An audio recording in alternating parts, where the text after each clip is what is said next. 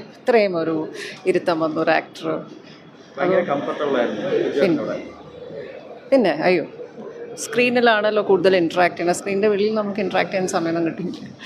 എങ്ങനെയുണ്ടായിരുന്നു ആദ്യത്തെ ദിവസത്തെ ഒരു എങ്ങനെയുണ്ടായിരുന്നു എക്സ്പീരിയൻസ്? First ചേട്ടനായിട്ടായിരുന്നോ shot? രസമായിരുന്നു. എനിക്ക് ആക്ച്വലി സ്ട്രേഞ്ച് ആയിട്ടേ തോന്നിയില്ല എന്നാണ് കേട്ടോ സത്യം.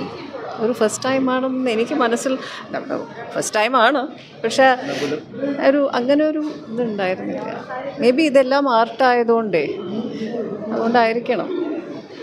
പിന്നെ എന്നെ ഈ മറ്റേ ഇവരൊക്കെ നമ്മുടെ കൂടെ വർക്ക് ചെയ്തവർക്കൊക്കെ എന്നെ അങ്ങനെ ഞാൻ ന്യൂ ആണോന്നും എന്നെ തോന്നിപ്പിച്ചിട്ടില്ല. ടാലൻറ്റഡ് ആയിട്ടുള്ള കുട്ടികൾ, ഈ യങ്സ്റ്റേഴ്സിൻ്റെ കൂടെ നമുക്ക് വർക്ക് ചെയ്യാൻ ഒരു ഓപ്പർച്യൂണിറ്റി കിട്ടുന്നത് നല്ലതല്ലേ.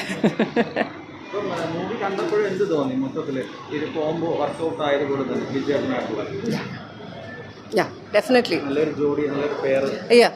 നന്നായിട്ടുണ്ട്. ഓ നൈസ്, താങ്ക് യു. ഇങ്ങനെ ആവട്ടെ. അടിപൊളി പിക്ചറായിരുന്നു. സൂപ്പറായിരുന്നു, അടിപൊളിയായിരുന്നു.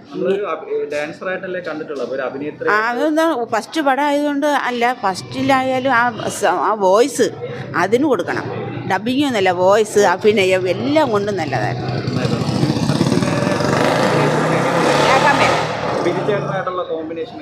അടിപൊളിയായിരുന്നു, നന്നായിരുന്നു. മൊത്തത്തിൽ എന്ന് പറഞ്ഞാൽ നല്ല പടം എന്ന് പറഞ്ഞാൽ എല്ലാവർക്കും ഇരുന്ന് കണ്ടുകൊണ്ടിരിക്കാൻ തോന്നും. എല്ലാ പ്രായക്കാർക്കും കാണാം. ഓറിയന്റഡ് ആയിട്ടുള്ള ഒരു മൂവിയാണ്. എല്ലാവരും നന്നായിട്ടാണ് ചെയ്തിരിക്കുന്നത്. ഇല്ല, അതിൻ്റെ സബ്ജക്റ്റ് നല്ലൊരു സബ്ജക്റ്റാണ്. പിന്നെ എല്ലാവരും നന്നായിട്ട് വർക്ക് ചെയ്തിട്ടുണ്ട്. ദേവിക ചേച്ചി നന്നായിട്ട് ചെയ്തിട്ടുണ്ട്.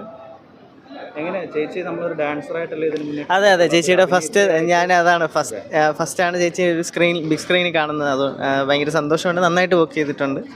ഒരു ബിജുമേനൻ ചേട്ടനായിട്ടുള്ള ഒരു ബോണ്ടിംഗ് ഒക്കെ എങ്ങനെയാണ്? നന്നായിട്ടുണ്ട്. മൊത്തത്തിൽ ഓൾ ഓവർ എന്താണ് സിനിമയെ കുറിച്ച് പറയുന്നത്? ഇല്ല, ഒരു ക്ലാസിക് നല്ല ഫാമിലി ഓറിയന്റഡ്, എല്ലാവർക്കും കാണാൻ പറ്റിയ, എല്ലാ ഏജ് ഗ്രൂപ്പിനും കാണാൻ പറ്റിയ ഒരു സബ്ജക്റ്റാണ്. അടിപൊളിയായിട്ട് പറയാനുണ്ട്. 4 ഡിഫറെൻറ്റ് ടൈംസ് ഒരു ലവ് സ്റ്റോറിയാണ്. അടിപൊളിയായിട്ട് പറയാനുണ്ട്. ക്ലൈമാക്സിൽ ചെറിയൊരു ടെസ്റ്റ് പോലെയുണ്ട്. സിനിമ ഉണ്ട്, നല്ല സിനിമ, മസ്റ്റായിട്ട് തിയേറ്റർ വാച്ച് ചെയ്യണം. അടിപൊളി, സൂപ്പറാണ്. നല്ല അടിപൊളിയായിട്ട് അഭിനയിച്ചിട്ടുണ്ട്. അതെ, എല്ലാവരുടെ അഭിനയം കൊള്ളാം. ഉണ്ട്. എല്ലാവരുടെ അഭിനയം നല്ല അടിപൊളിയാണ്. ലവ് സ്റ്റോറി സൂപ്പറായിട്ട് എടുത്തിട്ടുണ്ട്. കിടിലം, മസ്റ്റ് വാച്ചാണ്. ദേവിക നന്നായിട്ട് പെർഫോം ചെയ്തിട്ടുണ്ട്. എല്ലാം